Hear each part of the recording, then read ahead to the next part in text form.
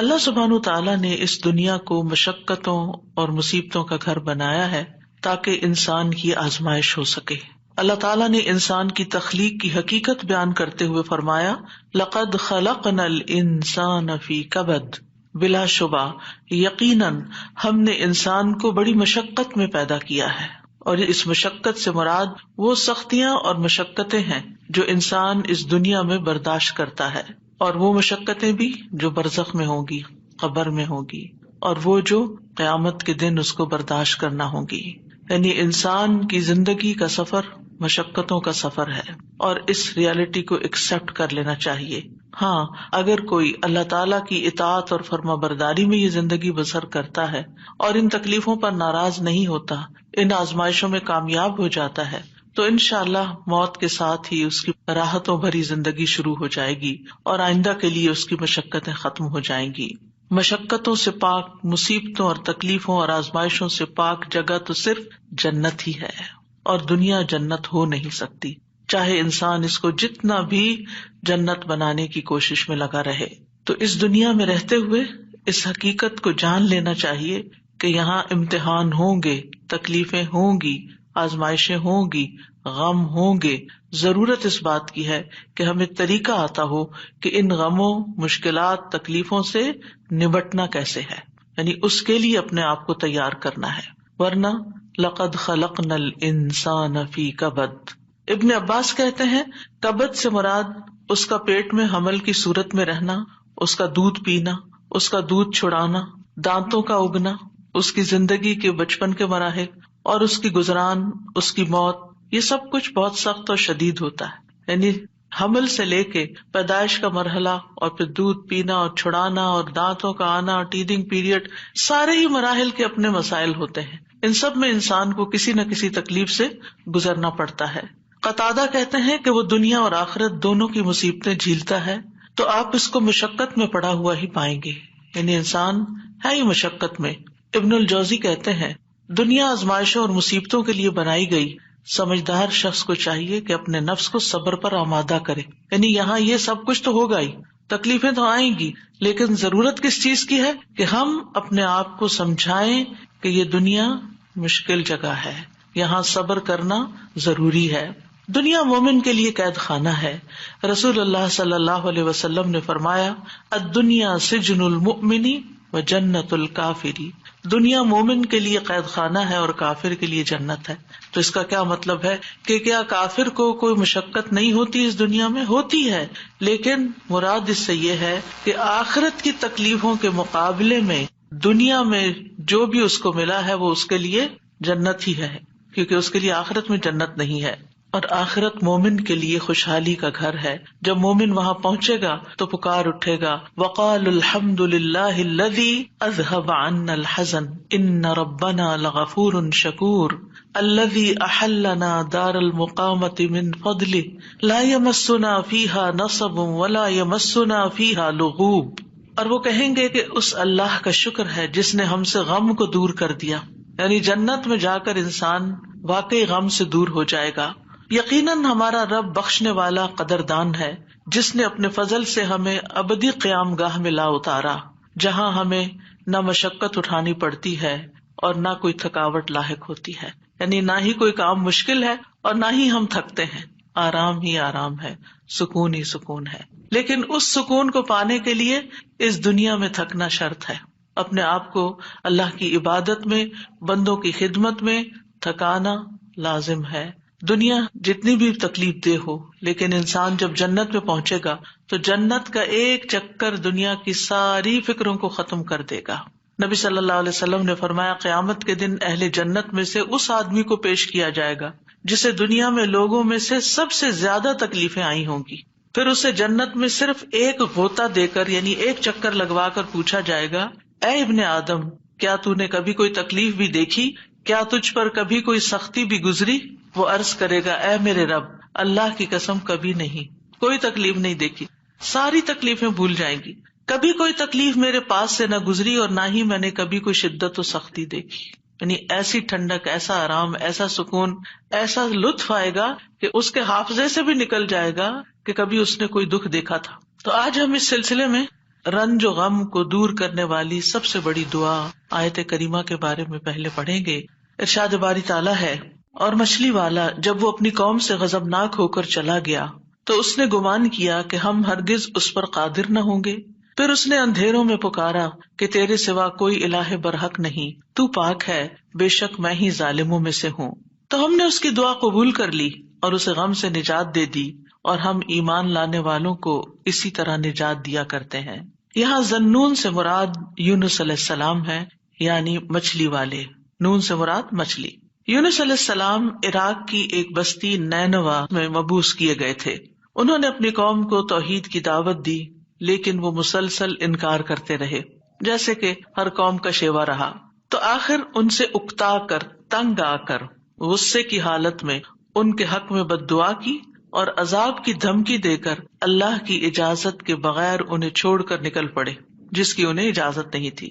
جبکہ منصب رسالت کا تقاضا کیا تھا کہ ان کے کفر اور سرکشی کے باوجود انہی میں رہیں، اور جب تک اللہ تعالیٰ کا حکم نہ آ جائے، جب تک ان کی مدت مہلت پوری نہ ہو جائے، انہیں ہرگز نہ چھوڑا جائے. جیسا کہ نوح علیہ السلام نے 950 سال اسی کشمکش میں، اسی کام میں، اسی محنت میں گزار دیے، اور پھر اس وقت ان کے حق میں بد دعا کی جب ان سے کسی خیر کی توقع نہ رہی. اور جب اللہ تعالیٰ نے انہیں بتا دیا کہ اب اس کے بعد تمہاری قوم میں سے کوئی بھی ایمان نہیں لائے گا، تو اب جب انہیں پتہ چل گیا کہ کوئی بھی ایمان نہیں لائے گا، تو پھر انہیں اجازت دی گئی کہ وہ ان کے ختم ہونے کی دعا کر لیں، اور انہیں پھر ختم کر دیا گیا. یونس علیہ السلام گھبرا گئے اور اپنی بستی کو چھوڑ گئے، اور بستی سے نکل کر کچھ لوگوں کے ساتھ ایک کشتی میں سوار ہو گئے. جو ہی وہ کشتی آگے بڑھی سمندر میں، تو کشتی ڈگمگانے لگی کیونکہ اوور لوڈیڈ تھی.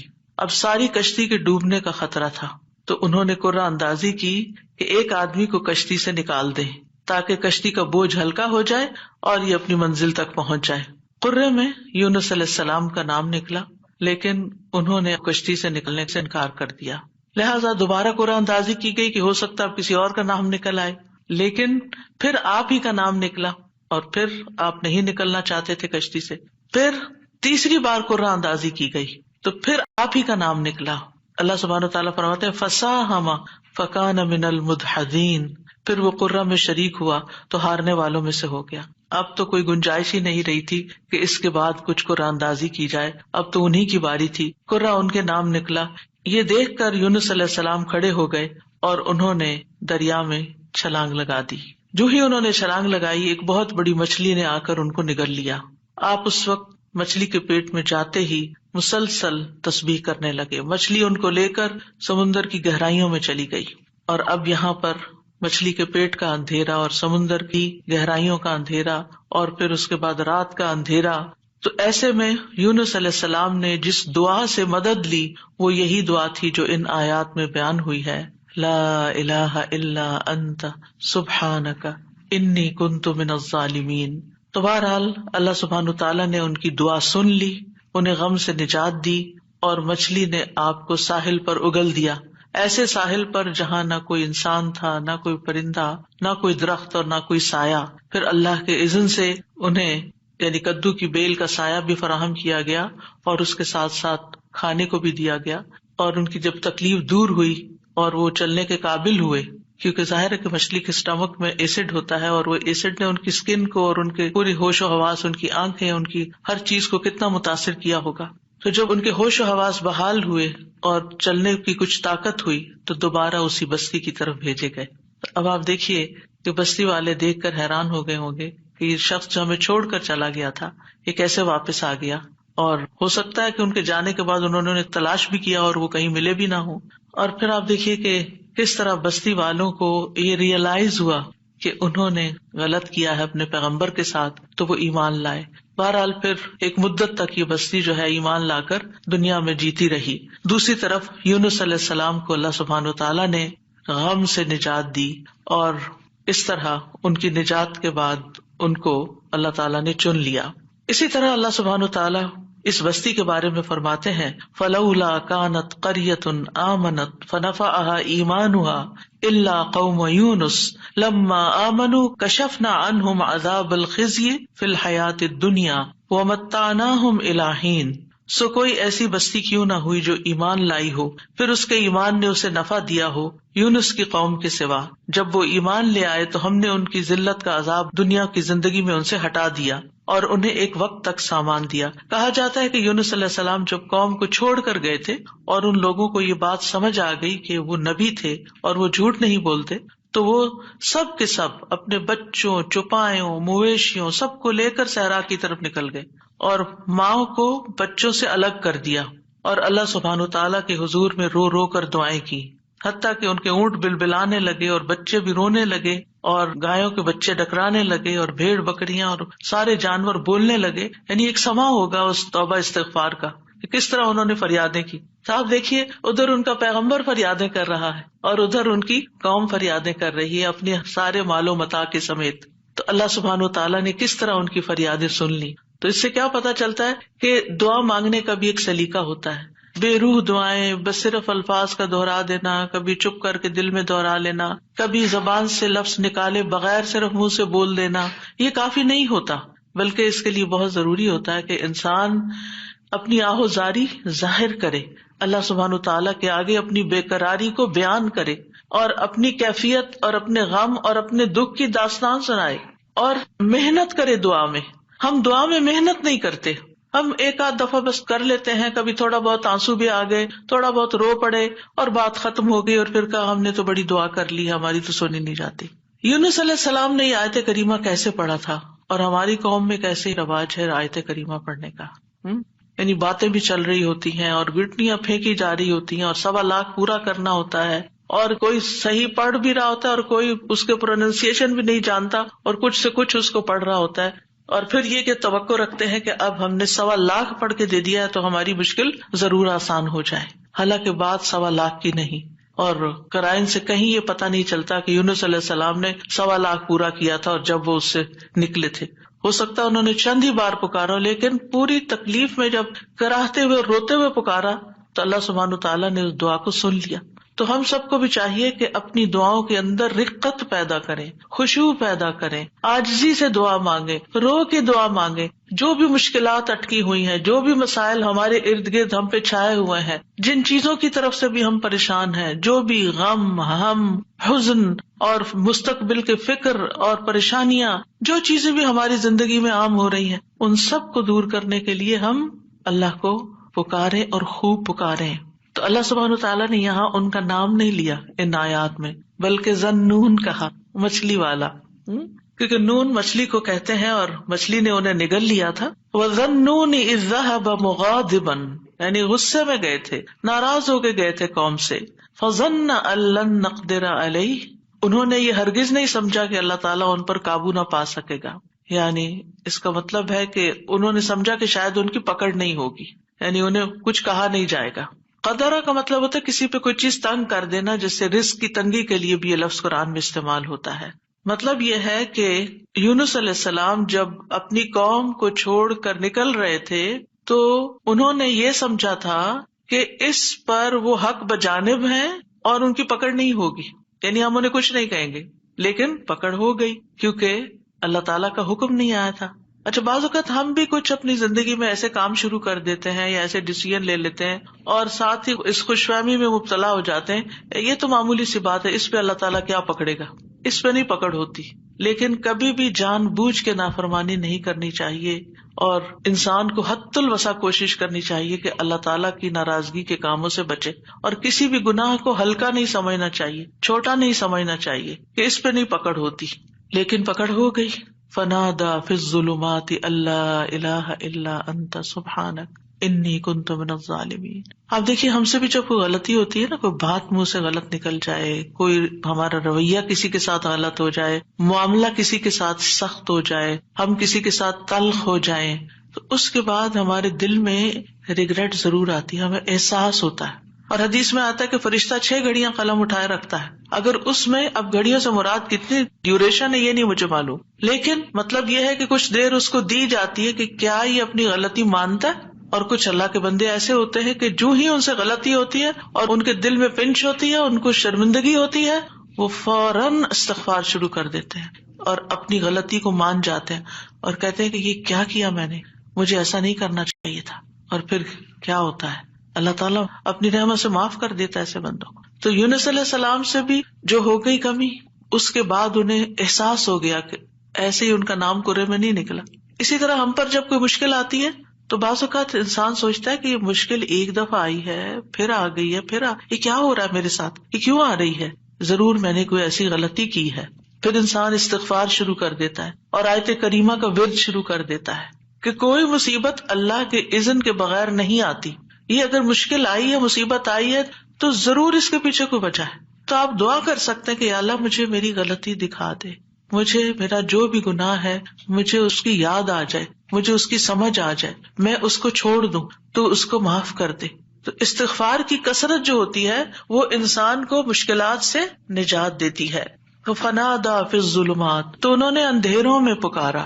کون سے اندھیرے؟ رات کا اندھیرا، سمندر کا اندھیرا، مچھلی کے پیٹ کا اندھیرا اور غموں کا اندھیرا کہ میں کہاں پھنس گیا ہوں، وہاں سے نکلنے کا کوئی راستہ ہی نہیں. آپ دیکھیے کہ اگر کوئی ڈور بند ہوتا ہے تو انسان ڈور بجاتا ہے، کوئی آ کے کھول دیتا ہے، دروازہ توڑ دیتا ہے، انسان کچھ نہ کچھ حل نکل آتا ہے. گھر کے اندر اگر انسان کہیں ٹریپ ہو گیا، ٹریفک میں ٹریپ ہو گیا، کہیں اور ٹریپ ہو گیا، کوئی نہ کوئی آ کے آگے بڑھ کے کوئی مدد کر سکتا. لیکن مچھلی کے پیٹ کے اندر ٹریپ ہو جانا، نو وے آؤٹ. اور آپ کو پتا مچھلی کا پیٹ ہوتا بڑا ہے، جیسے ویل مچھلی ہے نا، تو اس کا جو ماؤتھ ہوتا ہے وہ بہت بڑا نہیں ہوتا. کرل کھاتی ہے نا، کرل بہت چھوٹی چھوٹی چیز ہوتی ہے اور کئی ٹن کرل کھا جاتی ہے، لیکن یہ ہے کہ چھوٹی چیز اندر لے جا سکتی. اب یہ تو اللہ کے اذن سے اس کا منہ کھل گیا ہوگا اور وہ اندر چلے گئے، اور یہ بھی نہیں ہمیں پتا کہ وہ ویل تھی یا کوئی اور، کیونکہ سمندر کی اکثر مخلوق تو ہمارے علم میں ہی نہیں ہے، یہ تو انسانوں کے اندازے ہیں. تو بہرحال ان کے دل پہ جو غم تھا اور جو تکلیف تھی اس میں انہوں نے پکارا اور سب سے پہلے توحید کا اقرار کیا، لا الہ الا انت، کہ اس وقت مجھے پکا یقین ہے اور مجھے اس پر پورا اعتماد ہے کہ اس مشکل سے صرف تو نکال سکتا ہے، کوئی بھی نہیں. میری فریاد سننے والا کوئی نہیں، میری مدد کرنے والا کوئی نہیں، میرے کام آنے والا کوئی نہیں. تو آپ دیکھیے مشکلات کے حل کے لیے سب سے پہلی چیز توحید کا اقرار کرنا چاہیے. افسوس یہ کہ ہمارے ہی لوگ توحید کے اقرار کی بجائے مشکلات میں غیر اللہ کو پکارنے لگتے ہیں، یا علی مدد، یا فلاں مدد، قبر والوں کو پکارنے لگتے ہیں. کس قدر افسوس کی بات ہے. یونس علیہ السلام اپنے رب کو پکار رہے ہیں اور کہہ رہے ہیں کہ تیرے سوا کوئی الہ نہیں، لا الہ الا انت. اور انسان کی ناسمجھی دیکھیے کہ وہ مشکل وقت میں غیر اللہ کو پکارے، اس کی مشکل کہاں سے آسان ہو سکتی ہے. اور پھر اس کے بعد الا انت سبحانک، تو پاک ہے، یعنی اللہ تعالیٰ کی ذات کو ہر نقص، ہر عیب، ہر آفت سے منزہ اور پاک قرار دیا. ہمارے ہاں کیا ہوتا ہے، جب کوئی تکلیف آتی ہے یا ہم لوگوں کو بلیم کرتے ہیں، ان کی وجہ سے ہوا ہی ہے، فلاں نے نظر لگا دی ہے، یا پھر ہم اللہ تعالیٰ کو الزام دینے لگتے کہ اٹس ناٹ فیئر، میرے ساتھ اچھا نہیں ہوا. تو اب آپ دیکھیے جس بندے کی ڈائریکشن ہی صحیح نہیں، اس کی مشکلات کہاں سے حل ہوں گی. اگر آپ اپنے قصور کا ذمہ دار دوسرے کو ٹھہرا رہے ہیں، الزام تراشی کر رہے ہیں، دوسرے کی عیب جوئی کر رہے ہیں، دوسرے کی شکایتیں کیے چلے جا رہے ہیں، کیونکہ عام طور پر ہوتا کیا، جب انسان کو کوئی پرابلم آتی ہے، میاں بیوی مثلاً کوئی لڑائی ہوئی، تو اگر آپ عورت کا کیس سنیں تو سارا الزام میاں کو دے گی، میاں کا کیس سنیں تو سارا الزام بیوی کو دے گا. تو ایک دوسرے کو الزام دینے سے مسائل کبھی حل نہیں ہوتے. ہمیشہ دنیاوی معاملات میں بھی کوئی رکاوٹ آئے تو دیکھنا چاہیے کہ میں نے کون سا ڈیسیژن غلط کیا تھا، میری غلطی کہاں تھی. یونس علیہ السلام اللہ کے چنے ہوئے نبی تھے، ان کو سمجھ آ گیا کہ غلطی میں نے کی ہے اور اس کا اعتراف انہوں نے کیا. یاد رکھیے توبہ میں، استغفار میں سب سے پہلے اپنی غلطی کا اعتراف کرنا ہوتا ہے. اگر آپ بلیم گیم کھیلتے رہے، ایک دوسرے کے اوپر الزام تراشی کرتے رہے، ایک دوسرے پہ بال پھینکتے رہے، تو مسئلہ کبھی بھی حل نہیں ہو سکتا. مسئلے کو جاننا، مسئلے کو پہچاننا، مسئلے کا حل کرنا بہت ضروری ہوتا ہے. یہ ایسے ہی ہے کہ جیسے کوئی شخص بیمار ہو جائے اور ڈاکٹر اس کی اصل بیماری کو ڈائگنوز کرنے کی بجائے سب خرابی پیٹ میں ہے اور وہ ٹریٹ کر رہا ہے لوکلی کسی جگہ کو، کہاں سے علاج ہوگا؟ اگر اصل کاز پتا چل جائے اور اس کاز کو ہٹا دیا جائے. مثلا آپ دیکھیں الرجی کے کیسز میں کیا ہوتا ہے، آپ جتنی چاہیں دوائیاں لگا لیں، جب تک آپ اس چیز کو اوائڈ نہیں کریں گے جس سے آپ الرجک ہیں، آپ کی بیماری دور ہو نہیں سکتی. اسی طرح اگر انسان کسی مصیبت میں پھنس گیا ہے اور اس کو ڈائگنوز نہیں کر پا رہا اور کرنا نہیں چاہتا، اور خاص طور پر جو چیز اس کے کنٹرول میں ہے اس کو ریموو نہیں کر رہا، تو مسئلہ حل نہیں ہو سکتا.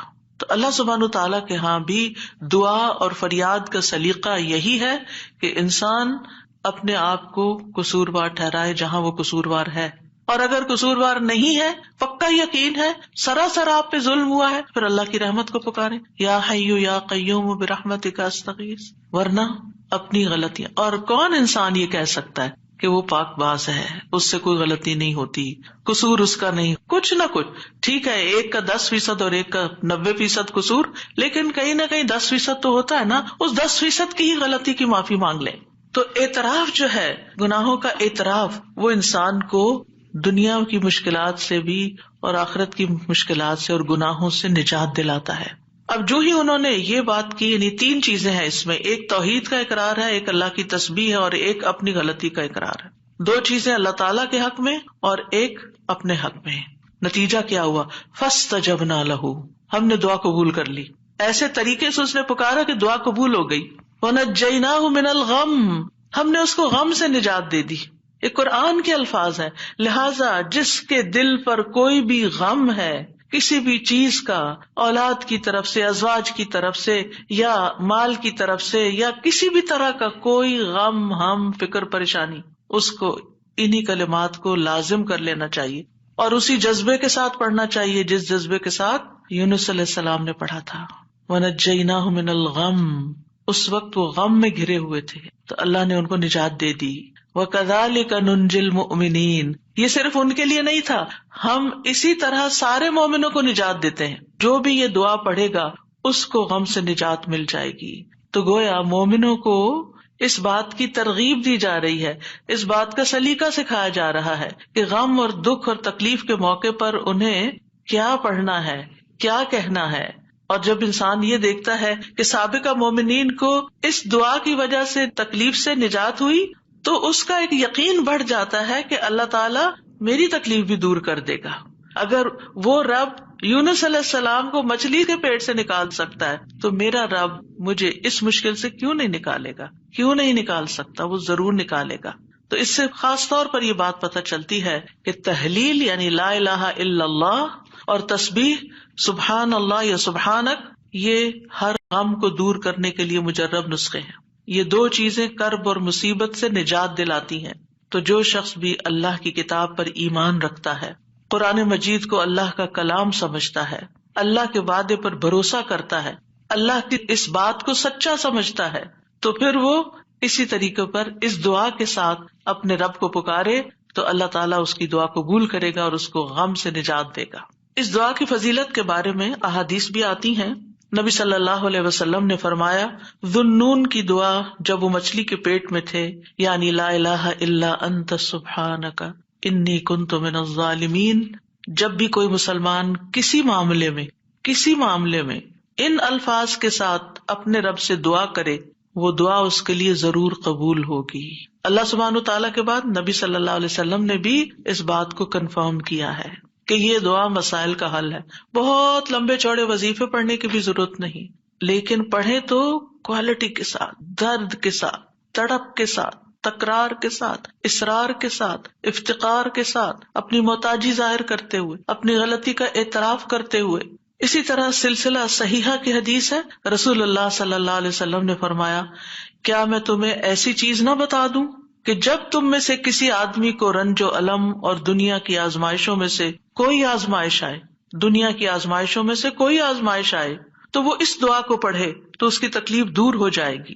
تو آپ سے کہا گیا کیوں نہیں؟ آپ نے فرمایا وہ مچھلی والے کی دعا ہے، لا الہ الا انت سبحانک انی کنت من الظالمین، کہ جس کو بھی آزمائش آئے وہ یہ دعا پڑھ لے تو اس کی دعا قبول ہو جائے گی، آزمائش ختم ہو جائے گی۔ ایک روایت میں آتا ہے، سعد کہتے ہیں، ایک مرتبہ مسجد نبوی میں میرا گزر عثمان بن عفان رضی اللہ عنہ کے پاس سے ہوا۔ میں نے انہیں سلام کیا، انہوں نے نگاہیں بھر کے مجھے دیکھا لیکن جواب نہیں دیا۔ میں عمر بن خطاب رضی اللہ عنہ کے پاس آیا، ان سے 2 دفعہ سوال کیا کہ کیا اسلام میں کوئی نئی چیز پیدا ہو گئی ہے؟ انہوں نے کہا نہیں، کیوں، کیا ہوا؟ میں نے کہا میں ابھی مسجد میں عثمان رضی اللہ عنہ کے پاس سے گزرا تھا، میں نے انہیں سلام کیا، انہوں نے نگاہیں بھر کے مجھے دیکھا لیکن جواب نہیں دیا۔ عمر رضی اللہ عنہ نے پیغام بھیج کر حضرت عثمان کو بلا لیا اور فرمایا کہ اپنے بھائی کے سلام کا جواب دینے میں آپ کو کیا رکاوٹ پیش آئی؟ کس چیز نے آپ کو روکا؟ عثمان رضی اللہ عنہ نے کہا کہ میں نے تو ایسا نہیں کیا. سعد کہتے ہیں میں نے کہا بالکل ایسا ہی کیا ہے. کہتے ہیں حتیٰ کہ عثمان رضی اللہ عنہ نے قسم کھا لی تو میں نے بھی قسم کھا لی. پھر عثمان رضی اللہ عنہ کو کچھ یاد آ گیا تو انہوں نے کہا بلا واستغفر اللہ واتوب الیہ، ہاں ایسا ہوا ہے، میں اللہ سے معافی مانگتا ہوں اور توبہ کرتا ہوں.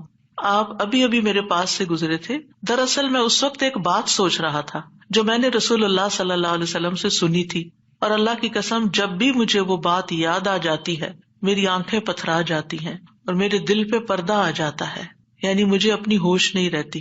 کہتے ہیں سعد نے کہا میں آپ کو اس کے بارے میں بتاتا ہوں. رسول اللہ صلی اللہ علیہ وسلم نے ایک مرتبہ کسی گفتگو کی ابتدا میں ایک دعا کا ذکر کیا تھا. تھوڑی دیر کے بعد ایک دیہاتی آیا، اس نے آپ کو مشغول کر لیا، یہاں تک کہ جب رسول اللہ صلی اللہ علیہ وسلم کھڑے ہوئے تو میں بھی آپ کے پیچھے پیچھے چلا گیا. جب مجھے اندیشہ ہوا کہ جب تک میں آپ کے قریب پہنچوں گا آپ اپنے گھر پہنچ چکے ہوں گے تو میں نے اپنا پاؤں زمین پر مارا تو رسول اللہ صلی اللہ علیہ وسلم نے میری طرف توجہ کی. پوچھا یہ کون ہے؟ ابو اسحاق ہے. کہتے ہیں میں نے عرض کیا جی یا رسول اللہ صلی اللہ علیہ وسلم. آپ نے فرمایا کیا بات ہے؟ کہتے ہیں میں نے عرض کیا کہ آپ نے ہمارے سامنے ابتدا میں ایک دعا کا تذکرہ کیا تھا اور پھر ایک دیہاتی نے آپ کو مشغول کر لیا اور آپ نے وہ بتائی نہیں دعا. آپ نے فرمایا ہاں وہ یونس علیہ السلام کی دعا ہے جو انہوں نے مچھلی کے پیٹ میں مانگی تھی، یعنی لا الہ الا انت سبحانک انی کنت من الظالمین. کوئی بھی مسلمان جب بھی کسی معاملے میں ان الفاظ کے ساتھ دعا کرے گا تو دعا ضرور قبول ہوگی.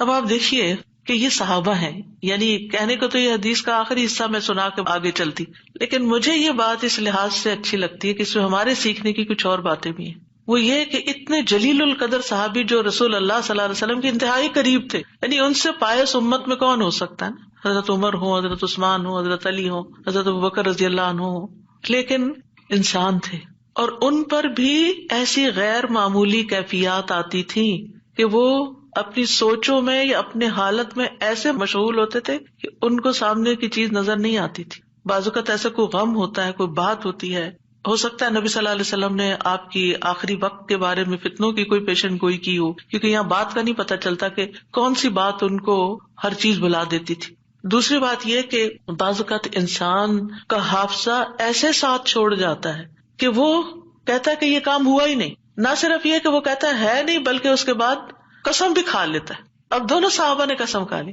بعد میں احساس ہوتا ہے اوہ ہاں اب یاد آیا. ہو سکتا ہے آپ کے ساتھ کبھی ایسا کوئی مرحلہ ہوا اور اس کے بعد کس قدر شرمندگی ہوئی. پچھلے دنوں میرے ساتھ یہی ایک معاملہ ہوا. کسی نے مجھے کچھ امانت دی کسی کو دینے کے لیے اور میں جلدی میں تھی، وہ جلدی سے رکھ کے ڈرار میں بھول گئی. اس کے بعد جس کی امانت تھی اس نے مجھ سے پوچھا تو میں نے کہا کہ بالکل نہیں، مجھے تو کچھ پتا نہیں، کچھ پتا نہیں. 2-3 دفعہ انہوں نے پوچھا، انہیں ہر دفعہ کہا مجھے کچھ پتا نہیں، ایسا کچھ بھی نہیں. لا حول ولا قوت الا باللہ. پھر جب اس شخص سے پوچھا گیا تو پھر دور جا کے مجھے یاد ہے ہاں وہ میں نکل رہی تھی اور جلدی میں ایسے ہوا تھا.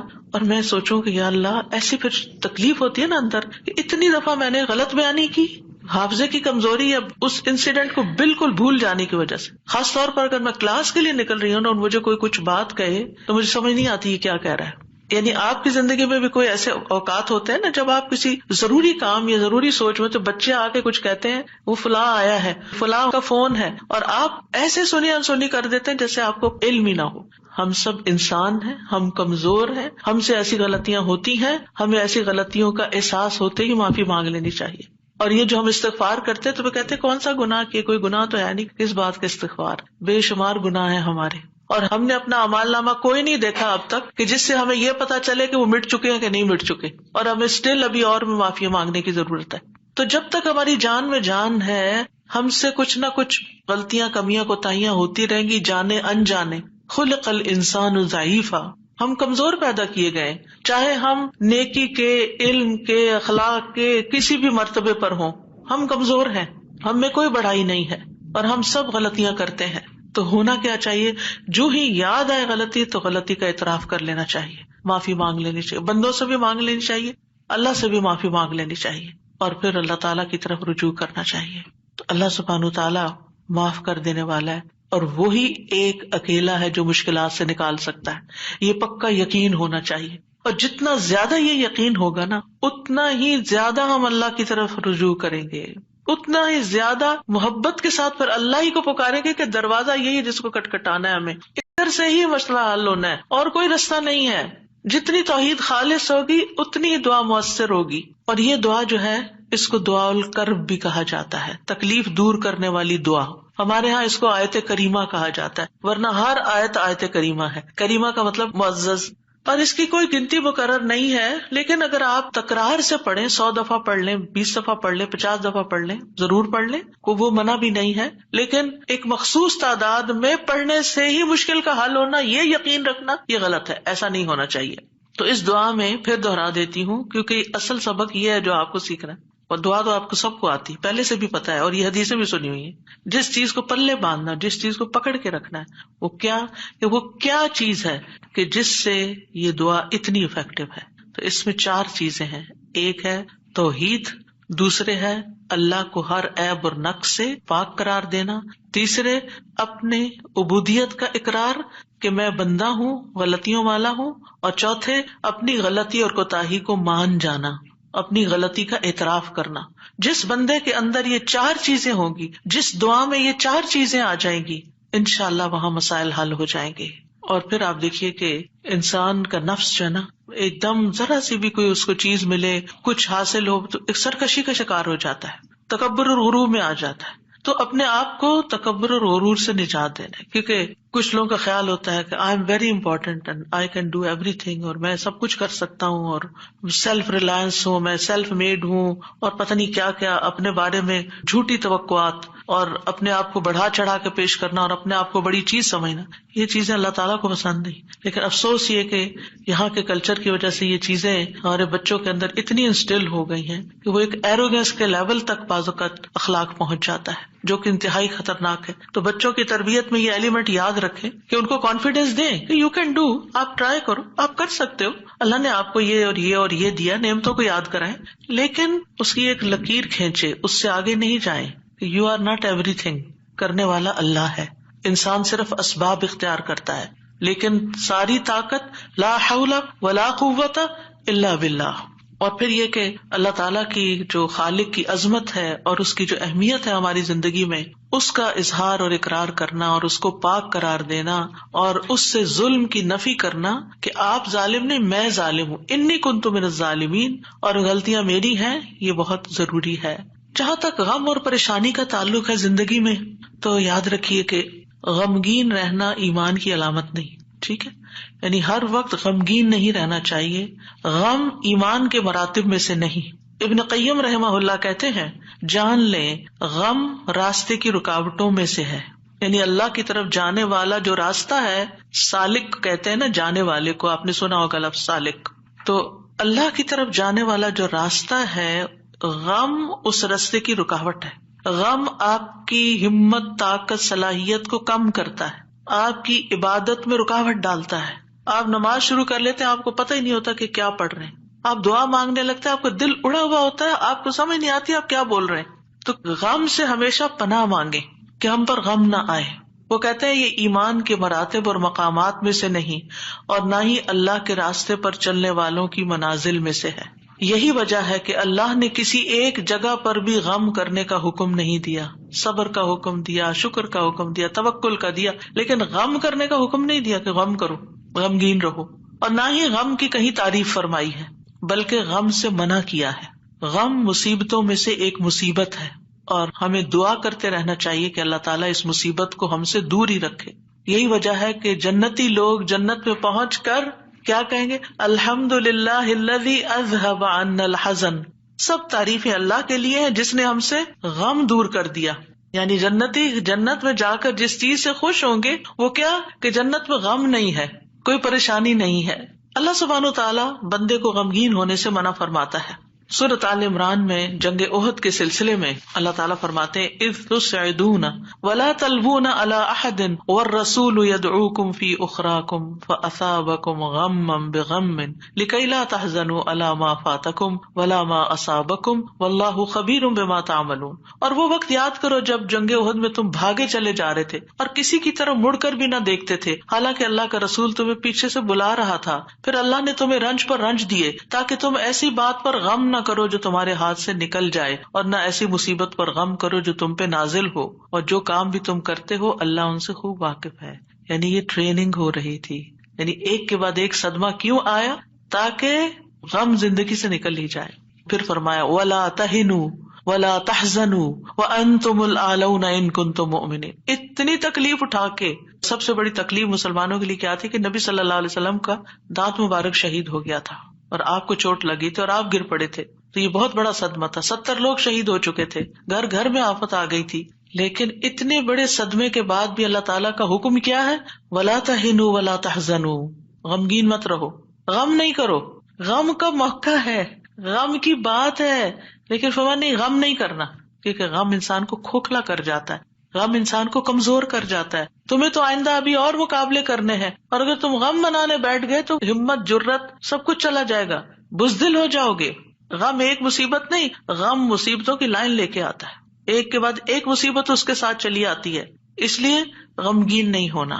موسیٰ علیہ السلام کی والدہ نے جب موسیٰ علیہ السلام کو چھوڑنا تھا دریا میں، تو اللہ تعالیٰ نے ان کی طرف الہام کیا کہ بچے کو دودھ پلاتی رہو ابھی، پھر جب تجھے اس کے قتل کا خوف ہو تو اسے دریا میں ڈال دینا، اور کیا کرنا؟ وَلَا تَخَافِي وَلَا تَحْزَنِي، نہ خوف کرنا نہ غم کرنا۔ اللہ اکبر! کوئی بھی ماں جس کا بچہ چھوٹا ہو وہ تو کسی دوسرے کے ہاتھ میں بھی بچے کو دیتے ہوئے خوف اور غم کا شکار ہوتی ہے۔ خوف کیا ہوتا ہے؟ پتہ نہیں گرا ہی نہ دے بچے کو، اور غم کیا ہوتا ہے کہ جدائی ہو گئی ہے بچے سے، پتہ نہیں یہ کیا سکھا دیں اس کو، پتہ نہیں یہ کیسے پیش آئے اس سے۔ تو ماں اگر اپنا بچہ کسی اور کو دیتی ہے تو غمگین ہوتی، کہاں یہ کہ باسکٹ میں ڈال کے دریا میں ڈال دو، اور ساتھ اللہ کا حکم خوف اور غم کرنا ہی نہیں۔ اب بتائیں کیا کرے، کیسے دل کو تھامے؟ یہی اصول سیکھ لیں زندگی کے لیے۔ جہاں کہیں غم پاس آئے، کہیں رونا آئے، کہیں دکھی ہوں، اللہ تعالیٰ کا یہ فرمان یاد کر لیں، اور ہے بھی عورت کے لیے، وَلَا تَخَافِي وَلَا تَحْزَنِي، اپنے آپ کو خود یاد کرائیں، وَلَا تَخَافِي وَلَا تَحْزَنِي کہتی رہیں، وَلَا تَخَافِي وَلَا تَحْزَنِي، نہ خوف کرو نہ غم کرو، اللہ ہے نا، اللہ مشکل آسان کر دے گا۔ جس چیز پر بھی تکلیف غم ہوتا ہے اللہ تعالیٰ دن بدلیں گے، یہ سارے حالات بدل جائیں گے۔ آپ اگر اپنے ماضی کو دیکھیں، کتنے ہی واقعات ایسے ہوئے جن پہ آپ بے حد غمگین ہوئے، پھر ابھی کیوں نہیں ہو رہے ہو؟ تو گزر گیا نا۔ تو اگر اس وقت بھی تھوڑا کنٹرول کر لیتے تو اچھا ہی تھا، کیونکہ یہ جو اسٹریس ہوتا ہے نا، اور یہ غم اور خوف کا مجموعہ اسٹریس پھر بن جاتا ہے، اور یہ جو اسٹریس ہوتا ہے نا، یہ انسان کو بیمار کر دیتا ہے، فزیکلی بھی کمزور کرتا ہے، اور ایمانی اعتبار سے بھی کمزور کرتا ہے، روحانی اعتبار سے کمزور کرتا ہے۔ انسان کا دل کمزور ہو جاتا ہے، چھوٹی سی بات سنتا ہے تو اس کے حواس باختہ ہو جاتے ہیں، کسی بھی چیز کا مقابلہ نہیں کر پاتا۔ تو اللہ سبحانہ وتعالیٰ نے ان کو کہا غم نہ کرو، بے شک ہم اسے تیرے پاس واپس لانے والے ہیں، واپس ہمارے ہی پاس آئے گا۔ اور آپ اپنا بچہ کسی کو بھی دیتے ہیں تو واپس آپ ہی کے پاس آتا ہے، اور اسے رسولوں میں سے بنانے والے، اللہ یہ کہ اللہ اپنے پاس بلا لے، پھر تو ہم سے زیادہ اللہ کا ہے نا۔ انا للہ و انا الیہ راجعون۔ نبی صلی اللہ علیہ وسلم نے غار ثور میں کیا کیا تھا؟ اذ ہما فی الغار اذ یقول لصاحبہ لا تحزن، غم نہیں کرنا، ان اللہ معنا، یعنی کس طرح بے یار و مددگار انسان ایک ایسی جگہ پر ہو جہاں ساری قوم دشمن بنی ہوئی ہو، اور پھر بھی غم نہ کرے، سارے ساتھ چھوڑ دے، الٹا مخالفت کرے، جان کے دشمن بن، پھر بھی غم نہیں کرو، غم نہیں کرو۔ اور حضرت ابوبکر تو نبی صلی اللہ علیہ وسلم کے لیے غمگین ہو رہے تھے نا۔ ابن قیم کہتے ہیں 4 چیزیں جسم کو برباد کر دیتی ہیں: پریشانی، غم، بھوک اور بیداری۔ پریشانی اور غم پختہ عزم کو کمزور کر دیتے ہیں اور دل میں کمزوری پیدا کر دیتے ہیں، اور بندے اور اس کے کاموں میں محنت کرنے کے درمیان رکاوٹ بن جاتے ہیں جو کام اس کے لیے مفید ہوتے ہیں، یعنی آپ پروڈکٹیو نہیں رہتے، اور یہ سفر کا راستہ کاٹ دیتے ہیں، یعنی جو اللہ کی طرف جانے کا راستہ ہوتا ہے نا اسے کاٹ دیتے ہیں اور اس کو پسپائی کی طرف الٹا کر دیتے ہیں، یا رکاوٹ بن کر اس کو سفر سے روک دیتے ہیں، یعنی وہ اللہ کی طرف جانا ہی بند کر دیتا ہے۔ یعنی ایک شخص اچھا بھلا کچھ سیکھ رہا ہوتا ہے، کلاسز جوائن کی بھی ہوتی ہے، کوئی کام کر رہا ہوتا ہے، یا کسی بات سے غمگین ہو جاتا ہے، جانا ہی چھوڑ دیتا، ابھی کیوں نہیں آ رہے، بس ڈپریشن کا شکار ہے، کہیں جانے کو دل نہیں کرتا۔ آپ اچھا بھلا ایک کام کر رہے تھے، آپ بیکار ہو کے بیٹھ گئے، کیا یہ نقصان نہیں ہے؟ اور اس غم کی حالت میں انسان کی عقل ایسے ماری جاتی کہ اس کو اپنا نقصان بھی نہیں سمجھ آتا کہ یہ میں اپنا ہی نقصان کر رہا ہوں، اپنے آپ کو کھا رہا ہوں۔ غم کیا ہے؟ خود کو کھانا۔ تو خود کو کھانے سے تو مسئلہ حل نہیں ہوگا، مسئلہ تو جہاں ہے وہی ہے، وہ تو اللہ نے دور کرنا ہے۔ اس سارے کیفیت کو، اس احساس کو، اس شدت کو دعاؤں میں لگا دیں، دعاؤں میں کنورٹ کر دیں۔ امام ابن قیم کہتے ہیں یا اس کے علم سے رکاوٹ بن جاتے، علم کے لیے رکاوٹ بن جاتا ہے غم، تو یہ چیزیں سفر پر جانے والے کی پشت پہ بہت بھاری بوجھ ہیں. پریشانی، غم، بھوک اور بیداری، یعنی جو صحیح نیند نہیں لیتا رات کی، جو صحیح فوڈ نہیں لیتا یعنی اپنی ضرورت کی غذا نہیں لیتا، اور جو غم اور پریشانی کا شکار رہتا ہے، وہ شخص کسی کام کا نہیں رہتا، بیکار، نکما. اور آپ دیکھیں جب انسان بیکار ہوتا ہے نا، جو کوئی کام کا نہیں ہوتا، کسی کی خدمت اور مدد میں نہیں ہوتا، وہ تنہا ہو جاتا ہے، اس کی کوئی قدر و قیمت نہیں رہتی، کوئی اس کو لک فارورڈ نہیں کرتا، کوئی اس سے محبت نہیں کرتا. بیکار انسان اپنی قدر گنوا دیتا ہے. وہ کہتے ہیں نا پنجابی کا محاورہ ہے، چم نہیں کم پیارا. چم کا مطلب ہوتا ہے چمڑا، اسکن. یعنی اگر آپ کی اسکن بڑی گلو کر رہی ہے تو وہ کسی کو اچھی نہیں لگے گی. آپ جتنا چاہے میک اپ لگا کے خوبصورت بن کے آ جائیں، لیکن اگر آپ کام کے بندے ہیں نا، کسی کے آپ کام کرتے ہیں، آپ پروڈکٹیو ہیں، آپ کسی کے مددگار ہیں، تو ہر کوئی آپ سے پیار کرے گا. یہ ایک اصول، ایک فطرت کی بات ہے. چاہے اپنے بچے ہی کیوں نہ ہو، اگر وہ بیکار رہنے کے عادی ہو گئے ہیں تو آپ دن رات ان پہ غصہ کرتے ہیں کہ تم سست ہو، تم بیکار ہو، تم کسی کام کے نہیں ہو. اور اس کو بیکار کس چیز نے کیا؟ فکر، پریشانی، غم، دکھ، تکلیف، ان چیزوں نے. تو ان کا علاج کرنا ہوگا. ابراہیم بن ادہم کہتے ہیں غم دو طرح کے ہوتے ہیں، ایک غم تمہارے حق میں ہے اور ایک غم تمہارے خلاف ہے. بس وہ غم جو تمہارے حق میں ہے وہ آخرت کے بارے میں غم کرنا ہے. سارے غموں کو ایک میں ڈھال لے، اور وہ ہے آخرت کا غم کہ وہاں میرا کیا ہوگا، کیا میں جنت میں جا سکوں گی یا نہیں. وہ کہتے ہیں کہ ایک غم تمہارے حق میں ہے، وہ آخرت کے بارے میں غم کرنا اور اس کی خیر و برکات کے بارے میں غم کرنا ہے. اور وہ غم جو تمہارے خلاف ہے وہ دنیا اور اس کی زینت کے بارے میں غم کرنا ہے، دنیا کے فائدوں کے بارے میں غم کرنا کہ کوئی چیز چلی گئی. وہ دنیا کی زینت کیا ہے؟ مثلاً اپنی جوانی، اپنا حسن، یہ ساری چیزیں کیا ہے، وقت کے ساتھ ساتھ ڈھل جاتی ہیں. پھر کچھ لوگ اس پر غم لگا بیٹھتے ہیں کہ ہم پہلے سے خوبصورت نہیں رہے، پہلے سے اسمارٹ نہیں رہے، پہلے سے ایکٹیو نہیں رہے. اور کچھ لوگ تو ہر وقت رونا ہی روتے رہتے ہیں، اب میرا حافظہ کمزور ہو گیا ہے، اب میں سوچ نہیں سکتی. ایک خاتون کو میں جانتی ہوں کہ پچھلے 20 سال سے یہی بات ہر وقت کرتی ہے جب ملتی ہے. اتنی بیزاری ہوتی ہے ایسی باتیں سن کے، کیونکہ جب آپ ایسی باتیں کرتے رہتے ہیں نا تو اس سے آپ دوسروں کو بیزار کرتے ہیں اور اپنی قدر کھوتے ہیں کہ اچھا اب یہ بندہ بیکار ہو گیا ہے، اب یہ کام کا نہیں رہا، چھوڑو اس کو. ہم کیا چاہتے ہیں؟ ہمدردی لینا دوسرے سے. یہ کہہ کے کہ میں کمزور ہوں، بیمار ہوں، ہم سمجھتے ہیں دوسرے ہمدردی کریں. ایک دن کریں گے، 2 دن کریں گے، پھر کیا ہوگا؟ ہر وقت تھوڑی کریں گے. ہر وقت ہائے ہائے کرتے رہنے سے آپ دوسروں کو بیزار کرتے ہیں. المؤمن القوی خیر و احب الی اللہ من المؤمن الضعیف. قوی مومن، طاقتور مومن بہتر ہے، اچھا ہے، خیر ہے، اور اللہ کو زیادہ پیارا ہے کمزور مومن سے. اب آپ اللہ کے پیارے بننا چاہتے ہیں یا نہیں؟ بننا چاہتے ہیں تو بہادر ہو جائیں، ہوشیار ہو جائیں، غموں کا رونا اتار پھینکیں. پھر آپ دیکھیے ابن قیم کہتے ہیں جب انسان صبح کرے اور شام کرے اور اس کی صرف ایک ہی فکر ہو اور وہ ہے اللہ سبحانہ تعالیٰ کے ساتھ رابطہ جوڑنا، تو ایسے انسان کی تمام ضرورتوں کو اللہ اپنے ذمے لے لیتا ہے. ساری ضرورتیں، یعنی آپ اللہ تعالیٰ کے ساتھ کنیکٹ رہیں اور لوگوں کو بھی اللہ سے کنیکٹ کریں. آپ کے کام اللہ کے ذمہ، اور اللہ تعالیٰ اس سے ہر پریشان کرنے والے کام کا ضامن ہو جاتا ہے. سبحان اللہ، کتنی بڑی بات ہے. اور اس کے دل کو اپنی محبت کے لیے، اس کے زبان کو اپنے ذکر کے لیے اور اس کے اعضاء کو اپنی اطاعت کے لیے فارغ کر دیتا ہے. لیکن اگر وہ صبح شام اس حال میں کرے کہ دنیا ہی اس کی پریشانی ہو، کہ دنیا ہی اس کی پریشانی، دنیا کی کوئی چیز اس کی پریشانی بنی ہوئی ہے، کوئی انسان ہے، کوئی کام ہے، کوئی چیز ہے، تو اللہ اس پر دنیا کے غم، پریشانیاں اور تکلیفیں لاد دیتا ہے. ایک پریشانی ہے نا، ایک اور آ جائے گی، ایک اور آ جائے گی، اور آ جائے گی، کٹھی ہو جائیں گی. اس کو اس کے نفس کے حوالے کر دیتا ہے.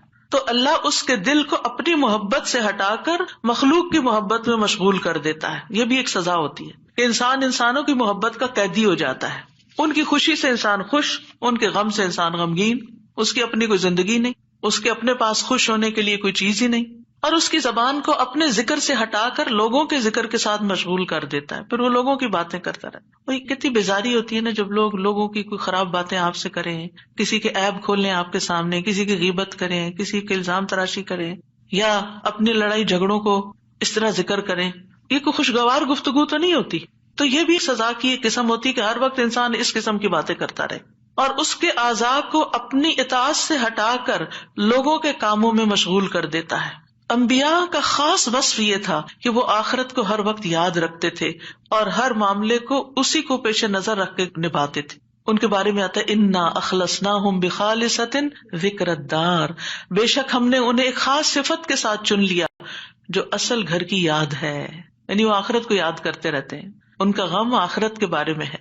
سورۃ الانبیاء میں ہی آتا ہے انہم کانوا یسارعون فی الخیرات ویدعوننا رغبا ورہبا وکانوا لنا خاشعین، یقیناً وہ نیکیوں میں جلدی کرتے تھے اور ہمیں رغبت اور خوف سے پکارتے تھے اور ہمارے لیے عاجزی کرتے تھے۔ سفیان ثوری کہتے ہیں وَكَانُوا لَنَا خَاشِعِينَ کے بارے میں کہ غم ان کے دلوں میں پھیل کر ان کو پگلانے والا ہوتا ہے، یعنی اللہ کے حضور جھکانے کے لیے۔ آخرت کا غم انہیں اللہ کی طرف مائل کرتا ہے، کیونکہ مالک یوم الدین بھی تو وہی ہے نا، فیصلہ بھی قیامت کے دن اسی کے ہاتھ میں ہے، لہٰذا فکر اس بات کی ہونی چاہیے کہ وہ ہمارے حق میں کیسے فیصلہ کرے گا۔ اللہ کرے کہ رحمت والا معاملہ فرمائے۔ صحابہ بھی آخرت کا غم ہی لگائے رکھتے تھے۔ عبد الرحمن بن عوف کے پاس کھانا لایا گیا، وہ روزے سے تھے، انہوں نے کہا مصعب بن عمیر شہید کیے گئے، وہ مجھ سے بہتر تھے، انہیں جس چادر کا کفن دیا گیا اس سے ان کا سر چھپاتے تو پاؤں نکل آتے، پاؤں چھپاتے تو سر کھل جاتا، پھر ہمارے لیے دنیا کشادہ کر دی گئی، ہمیں تو یہ ڈر ہے کہ کہیں ہماری نیکیوں کا بدلہ ہمیں اس دنیا میں ہی نہ مل جائے، اور پھر آپ رو پڑے، کھانا بھی چھوڑ دیا۔ حسن بصری کا حال یہ تھا کہ جب بھی ان سے ملاقات ہوتی ایسا لگتا کہ ابھی کوئی مصیبت آئی، یعنی آخرت کی فکر اتنی کرتے تھے۔ نظر کہتے ہیں میں عمر بن عبدالعزیز کے پاس گیا تو وہ رونے کے قریب تھے، ہمیشہ آہیں بھرتے رہتے تھے، گویا ساری مخلوق کا غم انہی کو ہے، حالانکہ ان کو آخرت کی فکر ہوتی تھی۔ سفیان ثوری کہتے ہیں لوگوں کا غم ختم ہو چکا ہے، آپ نمازیوں میں ایک شخص کو دیکھیں گے اس پر کوئی نہ غم ہے نہ خوف ہے۔ وہ کہتے ہیں پہلے ایک آدمی نماز پڑھتا تھا، پھر آپ اس کو دیکھتے کہ بیٹھا ہوا ہے اور اس کی نماز اس کو غم میں بھڑکا دیتی، یعنی اس کو رونا آتا نماز میں آخرت کی یاد کی وجہ سے۔ آج اگر ہمیں نماز میں رونا آتا بھی ہے تو کس وجہ سے آتا ہے؟ ہم سب اپنا جائزہ لیں، ہر کوئی اپنا اپنا۔ پچھلے ایک مہینے کے اندر سوچئے میں کتنی بار روئی ہوں اور کیوں روئی ہوں، دنیا کے غم میں روئی ہوں یا آخرت کے غم میں روئی ہوں۔ ہم کیوں روتے ہیں؟ اس نے مجھے ہرٹ کر دیا، یہ مسئلہ آ گیا، فلاں آ گیا۔ یہ چھوٹے مسئلے ہیں، یہ وقت کے ساتھ ختم ہو جائیں گے، جو آگے آپ بڑھیں گے یہ مسئلے پیچھے رہتے جائیں گے، لیکن آگے جو آ رہا ہے نا، کل جس کو دیکھنا ہے وہ ہے مشکل وقت، اس کا غم لگا لیں، پیچھے نہ دیکھیں آگے دیکھیں۔ صحابہ نماز ضائع ہونے پہ غم زدہ ہوتے تھے، عبادت نہ کر سکنے پر غمگین ہوتے تھے، فتنوں میں پڑنے پہ غمگین ہوتے تھے، ہر دن زندگی کو کم کر رہا ہے اس بات میں غمگین ہوتے تھے، اس بات میں نہیں کہ دنیا چھوڑ جائیں گے تو کیا بنے گا، یہ سارے ہمارے مال اسباب اور جو ہم نے اتنی محنت سے کمائے اس کا کیا ہوگا، اس بات کا غم کہ حساب کا وقت قریب آ رہا ہے، ہر دن موت سے قریب کر رہا ہے، ہر دن قبر سے قریب کر رہا ہے، آگے میرا حساب ہونا ہے، میں کیا اس کے لیے تیار ہوں؟ کیا میں نے اپنے سارے کام نپٹا لیے؟ تو بات یہ ہے کہ رنج و غم زندگی کا حصہ ہے، لیکن دنیا کا غم نیچے آ جانا چاہیے اور آخرت کا غم اوپر آ جانا چاہیے، یہ ہم نے کرنا ہے۔ اور دنیا کے غموں سے بچنے کے لیے سب سے پہلے توحید کا یقین، اللہ کی طرف رغبت، تقدیر پر یقین کہ جو تکلیفیں آ رہی ہیں نا یہ تقدیر کا حصہ ہیں، ان کو ایکسپٹ کر لیا جائے، اب ایسا ہونا تھا ہو گیا نا، اب جو نئی زندگی ہے اس میں ایڈجسٹ کیا جائے، اللہ سے اچھا گمان رکھا جائے، پھر ہم و غم ملنے پر اجر پر نظر رکھی جائے، جب کوئی تکلیف پیش آئے کسی بھی قسم کی، کوئی رکاوٹ، تکلیف، دکھ، پریشانی، تو اس پر جو اجر ملتا ہے انسان کو اس کو اپنے سامنے رکھے انسان۔ حدیث میں آتا ہے رسول اللہ صلی اللہ علیہ وسلم نے فرمایا کسی مومن آدمی کو جب بھی کوئی تکلیف یا کوئی بیماری یا رنج، یہاں تک کہ اگر اسے کوئی فکر ہو تو اس کے گناہوں کا کفارہ ہو جاتا ہے۔ ایک اور روایت میں آتا ہے یہاں تک کہ جو چوٹ اسے لگتی ہے یا کوئی کانٹا چبھتا ہے وہ بھی اس کے گناہوں کا کفارہ ہوتا ہے۔ اور ویسے بھی وہ حدیث تو بارہا آپ نے سنی کہ انسان کا درجہ اللہ کے ہاں بلند لکھا ہوتا ہے اس کی قسمت میں، لیکن اس کے عمل تھوڑے ہوتے ہیں، تو اللہ تعالیٰ اس کو کسی مشکل میں ڈالتا ہے تاکہ صبر کر کے بلند درجے تک پہنچ جائے۔ پھر انسان دنیا کے معاملے میں اگر غم ہے تو اپنے سے زیادہ غم والوں کو دیکھ لے، ان کی پریشانیوں کو دیکھے، انبیاء کی آزمائشوں اور تکلیفوں کے بارے میں پڑھے، جانے کہ ان پہ کیسے کیسے غم آئے، پھر اپنے آپ کو اللہ کے سپرد کرے، اپنا معاملہ اللہ کے حوالے کرے، اور جو کام اللہ نے کرنے کو دیے نا ان کی پلاننگ کرے اور وہ کرے، اپنے دل کا حال اللہ کے سامنے رکھے، انما اشکو بثی وحزنی الی اللہ، کثرت سے اللہ کا ذکر کرے کیونکہ اللہ کے ذکر میں دلوں کو اطمینان ہوتا ہے، الا بذکر اللہ تطمئن القلوب، تسبیحات کی کثرت کر دے۔ نبی صلی اللہ علیہ وسلم نے فرمایا جو اپنے مال کو خرچ کرنے سے بچائے، دشمن سے مقابلہ کرنے سے ڈرے، رات سے خوف کھائے کہ وہ اس کو پریشان کرتی ہے، تو وہ اس قول کی کثرت کر دے سبحان اللہ والحمد للہ ولا الہ الا اللہ واللہ اکبر، اور اگر ولا حول ولا قوت الا باللہ بھی پڑھ لے تو اس کا اپنا فائدہ ہے الگ سے۔ پھر یہ کہ اپنے فرائض اور اپنی ذمہ داریوں کو پورا کرے انسان۔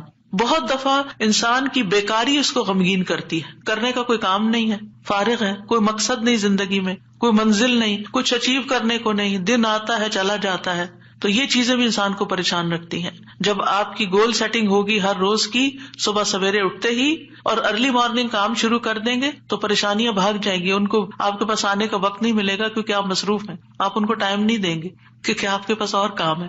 لیکن جب آپ فارغ ہوتے ہیں تو وہ آ جاتی ہیں آپ کا دل اڑانے۔ پھر نماز سے مدد حاصل کرنا، وَاسْتَعِينُوا بِالصَّبْرِ وَالصَّلَاةِ، انبیاء گھبراہٹ میں نماز کی طرف لپکتے تھے، اور جو نماز چھوڑ دیتا ہے اللہ کی مدد اس سے چھٹ جاتی۔ تو نماز کی پابندی، صدقہ کرنا، صدقات انسان کے غموں کو دور کرنے کا باعث ہے۔ اللہ تعالیٰ فرماتے ہیں الذین ينفقون اموالهم باللیل والنہار سرا وعلانیہ فلہم اجرہم عند ربہم ولا خوف علیہم ولا ہم یحزنون، جو لوگ دن رات کھلے چھپے اپنا مال خرچ کرتے ہیں انہیں اپنے رب سے اس کا اجر ضرور مل جائے گا، ایسے لوگوں کو نہ کچھ خوف ہوگا نہ وہ غمگین ہوں گے۔ پھر اسی طرح دین پر استقامت غم اور خوف کو دور کرتی ہے، دین کے کاموں میں جمے رہیں۔ ان الذین قالوا ربنا اللہ ثم استقاموا فلا خوف علیہم ولا هم یحزنون، یقیناً وہ لوگ جنہوں نے کہا کہ اللہ ہمارا رب ہے پھر اس پر خوب قائم رہے، ان پر نہ کوئی خوف ہوگا نہ وہ غمگین ہوں گے۔ پھر حالات سے کمپرومائز کرنا، حالات سے راضی رہنا، جیسے ابراہیم علیہ السلام حضرت ہاجر کو جب چھوڑ گئے مکہ کی وادی میں تو وہ پریشان ہوئی کہ میں اکیلی، میرا بچہ اکیلا، ہم یہاں کیا کریں گے، نہ کھانا نہ پینا نہ کچھ۔ تو دوڑتی ہوئی حضرت ابراہیم کے پیچھے آئیں جب وہ واپس جا رہے تھے تو ان سے پوچھا اللہ ہمارا کب حاضر، اللہ نے آپ کو اس کا حکم دیا کہ ہمیں یہاں اکیلے چھوڑ جائیں؟ تو ابراہیم علیہ السلام نے اس بات میں سر ہلایا، تو کہنے لگی پھر اللہ تعالیٰ ہمیں تنہا نہیں چھوڑے گا، اگر اللہ کا حکم ہے نا تو ٹیک کیئر کر لے گا۔ ایسے ہی بندہ مومن کہتا ہے اگر یہ اللہ کا فیصلہ ہے نا تو وہ میری ٹیک کیئر کر لے گا، مجھے فکر کرنے کی ضرورت نہیں ہے۔ زبان سے رب کی رضا کے کلمات ہمیشہ ادا کریں، کاش اور افسوس ہو گیا اس کے الفاظ نہیں استعمال کریں، یہ کہیں جو اللہ کی مرضی، جو تقدیر میں لکھا تھا وہ ہوا۔ اچھے کاموں میں مصروف ہوں، خدمت خلق میں مصروف ہوں۔ رسول اللہ صلی اللہ علیہ وسلم نے فرمایا وہ لوگ اللہ تعالیٰ کو زیادہ محبوب ہیں جو دوسروں کے لیے زیادہ فائدہ مند ہوں، اور اللہ عز و جل کے ہاں سب سے پسندیدہ اعمال یہ ہیں مسلمان کا اپنے بھائی کو خوش کر دینا۔ آپ خود غمگین بھی ہیں، دکھی بھی ہیں، دوسروں کو خوش کرنا شروع کر دیں، آپ بھی خوش ہو جائیں گے، کیونکہ خوشی کنٹیجیس ہوتی ہے، خوشی پھیلانے سے پھیلتی ہے۔ اس سے کوئی تکلیف دور کر دینا، یعنی اوروں کی تکلیف دور کرے، اللہ آپ کی دور کر دے گا۔ اس کا قرضہ چکانا، اسے کھانا کھلانا، اور مجھے کسی بھائی کی ضرورت پوری کرنے کے لیے اس کے ساتھ چلنا اس مسجد نبوی میں 1 مہینہ اعتکاف کرنے سے زیادہ محبوب ہے۔ اور جس نے اپنے غصے کو روک لیا اللہ اس کی خامیوں پر پردہ ڈال دے گا، اور جو اپنے غصے کو نافذ کرنے کی سخت کے باوجود پی گیا اللہ اس کے دل کو قیامت کے دن امیدوں سے بھر دے گا۔ اور جو اپنے بھائی کے ساتھ اس کی ضرورت پوری کرنے کے لیے چلا اللہ تعالیٰ اس کو اس دن ثابت قدم رکھے گا جس دن قدم ڈگمگا جائیں گے۔ اور بد اخلاقی اعمال کو یوں تباہ کرتی ہے جیسے سرکہ شہد میں بگاڑ پیدا کر دیتا ہے، یعنی شہد میں اگر سرکہ ڈال دیں تو سرکے کا ٹیسٹ غالب آ جائے گا، شہد کا پیچھے چلا جائے گا۔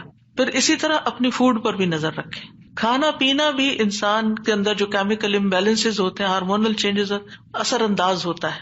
لہذا غم کے موقع پر تلبینہ کھلانا جو ہے غمگین شخص کو وہ فائدہ دیتا ہے۔ یہ حضرت عائشہ سے روایت ہے کہ جب کوئی ان کے رشتہ داروں میں سے فوت ہو جاتا تو عورتیں جمع ہو جاتی، جب وہ منتشر ہوتی صرف رشتہ دار اور خاص لوگ رہ جاتے تو حضرت عائشہ ان کو ہنڈیا میں تلبینہ پکانے کا حکم دیتی، تلبینہ پکایا جاتا، سرید بنایا جاتا، اس پہ تلبینہ ڈالا جاتا، پھر حضرت عائشہ فرماتی اسے کھاؤ کیونکہ میں نے رسول اللہ صلی اللہ علیہ وسلم سے سنا ہے، آپ فرماتے تھے تلبینہ مریض کے دل کو تسکین دیتا ہے اور غم بھی کچھ دور کر دیتا ہے۔ تو رائٹ فوڈ جو ہے وہ آپ کے اندر ایک طاقت لاتی ہے، لیکن عموماً کیا ہوتا ہے جب کوئی غمگین ہوتا ہے کھانا بھی نہیں چھوڑ دیتا، تو اس میں صحیح خوراک کسی کو دینا۔ اور آپ دیکھیں کہ سرید جو ہے وہ یعنی گوشت کے شوربے میں روٹی توڑ کے ڈالنا اور پھر اس کے اوپر تلبینہ، اتنی زبردست ڈش بنا کے کھانا اور کھلانا جو ہے یہ غموں اور دکھوں تکلیفوں کو، اس سے یہ پتہ چلتا ہے اگر کوئی اداس ہے پریشان ہے تو اس کے چلے تمہیں اچھا سا کھانا کھلاتے ہیں، تو یہ بھی ایک ریمیڈی ہے۔ اس کا ماحول چینج کرے، اس کو کہیں لے جائیں، لیکن یہ کبھی کبھی تو ہو سکتا ہے اور کسی وجہ سے ہو سکتا ہے۔ حضرت عائشہ تو جب کسی کا کوئی فوت ہو جاتا تھا اس کا نسخہ بتا رہی ہیں، لیکن اگر کسی نے روز کی عادت ہی بنا لی ہو، صبح سویرے اٹھے موڈ آف کر لیا تو اب یہ تو نہیں ہو سکتا نا کہ ہر روز کوئی آپ کو تلبینہ پکا کے کھلائے. اور پھر آخری بات یہ کہ دعاؤں کی کثرت. آیت کریمہ کے علاوہ اللہ اللہ ربی لا اشرک بہ شیئا، نبی صلی اللہ علیہ وسلم اپنے گھر والوں کو جمع کر کے یہ دعا سکھاتے تھے اور فرماتے کہ جب تم میں سے کسی کو کوئی غم یا پریشانی پہنچے تو اسے چاہیے کہ وہ اللہ اللہ ربی لا اشرک بہ شیئا کہے. اللہ اللہ لفظ کی تکرار ہے. 2 دفعہ جب آپ اللہ اللہ کہتے ہیں آپ کا دل ہلکا ہوتا ہے. پھر رب کی صفت کا ذکر ہے، اس میں توحید کا اقرار ہے، اور خالص نیت سے یہ پڑھے تو غم اور تنگی دور ہوگی انشاءاللہ. پھر یا حی یا قیوم برحمتک استغیث، یہ پریشان کن معاملات میں مانگی جانے والی دعا ہے. اس میں اللہ تعالیٰ کا اسم اعظم ہے. اس میں اللہ تعالیٰ کی 2 صفات کے ساتھ 2 ناموں کے ساتھ وسیلہ پکڑا گیا ہے، الحی القیوم. اور بہترین وسیلہ جس کے ساتھ دعا کی جائے وہ اللہ کے نام ہے، اللہ تعالیٰ کی صفات ہے. پھر ایک اور دعا ہے اللہم رحمتک ارجو فلا تکلنی الی نفسی طرفۃ عین واصلح لی شأنی کلہ لا الہ الا انت. اے اللہ میں تیری رحمت کا امیدوار ہوں، تو مجھے آنکھ جھپکنے تک کے لیے میرے نفس کے حوالے نہ کرنا اور میرے سارے معاملات درست فرما دے، تیرے سوا کوئی معبود نہیں. یہ مصیبت زدہ کی دعا ہے. رسول اللہ صلی اللہ علیہ وسلم نے فرمایا دعوات المکروبی، پریشان حال کی دعا. اور اس میں خاص طور پر اللہ کی رحمت کا ذکر ہے کہ اللہ میں تیری رحمت کی امید کرتی ہوں اور میرا نفس تو بڑا کمزور ہے، مجھے اس کے حوالے نہ کرنا ورنہ میں تو پڑ جاؤں گی. اور ایک لمحے کے لیے بھی نہیں.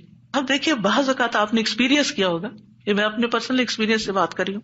ایک لمحے کے لیے کوئی خیال آ جاتا ہے کسی بھی چیز کا، کوئی ایسی پریشان کن چیز، آپ کا سارا جو سکون ہے وہ برباد ہو کے رہ جاتا ہے. تو میں سب سوچتی ہوں کہ یہ شیطان تھا جس نے وار کیا ہے تاکہ اس بندے کا جو اطمینان قلب اور سکون اور خشوع اور سب برباد ہو. یعنی وہ ایسے تیر چلاتا ہے جیسے.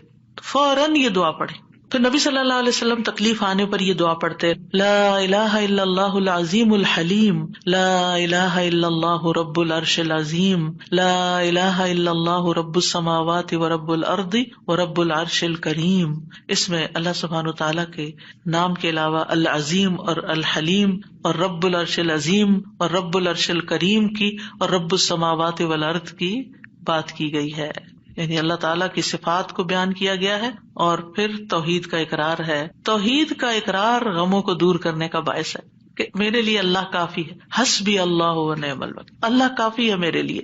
پھر اللہم انی اعوذ بک من الہم والحزن والعجز والکسل والبخل والجبن وضلع الدین وغلبۃ الرجال. اے اللہ میں تیری پناہ میں آتا ہوں دکھ، غم، عاجزی، سستی، بخل، بزدلی، قرضداری کے بوجھ اور لوگوں کے اپنے اوپر غلبے سے. نبی صلی اللہ علیہ وسلم سفر میں کثرت سے یہ دعا پڑھتے کیونکہ سفر میں یہ ساری چیزیں آ جاتی ہیں نا اکٹھی ہو کے. اور پھر آپ دیکھیں کہ غم ماضی کا ہوتا ہے، فکر مستقبل کی ہوتی ہے، اور پھر بے بسی اور کمزوری اور کچھ کرنے کو دل نہ چاہنا اور کسی کی مدد نہ کرنا اور ہر چیز سے ڈرنا، بزدلی دکھانا اور لوگوں کا چڑھائی کر دینا آپ پر، یہ ساری چیزیں وبال ہیں. ان سے بچنے کے لیے دعا کرنی چاہیے. اور پھر اگر مستقل طور پر دل پریشان رہتا ہے تو اللہم انی عبدک وابن عبدک وابن امتک ناصیتی بیدک ماض فی حکمک عدل فی قضاؤک اسألک بکل اسم هو لک سمیت بہ نفسک او انزلتہ فی کتابک او علمتہ احدا من خلقک او استأثرت بہ فی علم الغیب عندک ان تجعل القرآن ربیع قلبی ونور بصری وجلاء حزنی وذہاب ہمی وغمی. اس کے لیے وعدہ ہے کہ جو یہ پڑھے گا اللہ سبحانہ تعالیٰ اس کے غم کو خوشی میں بدل دے گا. یہ دعا ایک چھوٹے کارڈ کی شکل میں چھپی ہوئی ہے، اگر آپ کو یاد نہیں تو کسی بھی جگہ پر یہ کارڈ لے جا کر چپکا دیں اور جب دل پریشان ہو جا کے کھڑے ہو کے اس کو پڑھ لیں تاکہ آپ کو زبانی یاد ہو جائے. اسی طرح یہ چھوٹا کارڈ ہے جس میں یہ ساری دعائیں موجود ہیں، اپنے پرس کے اندر رکھیں، جب دل پریشان ہو تو ان کو آپ پڑھ سکتے ہیں. انگلش ٹرانسلیشن کے ساتھ بھی ہیں. پھر اسی طرح یہ لا تقنطوا من رحمت اللہ کا کارڈ ہے، لا الہ الا اللہ اور تسبیحات کی فضیلت کا عربی اور انگلش میں کارڈ ہے. یہ آپ کے پاس ہونے چاہیے تاکہ ایسی کیفیات میں فوراً آپ اللہ کی طرف رجوع کریں. دعائیں یاد نہیں رہتی تو دیکھ کے بھی پڑھ سکتے ہیں. اور اللہ سبحانہ تعالی ہم سب کے غم، دکھ، پریشانیوں کو دور فرمائے. اور درود شریف کی کثرت بھی غموں کو دور کرتی ہے. وآخر دعوانا ان الحمد للہ رب العالمین. سبحانک اللہم وبحمدک اشہد ان لا الہ الا انت استغفرک واتوب الیک. السلام علیکم ورحمۃ اللہ وبرکاتہ.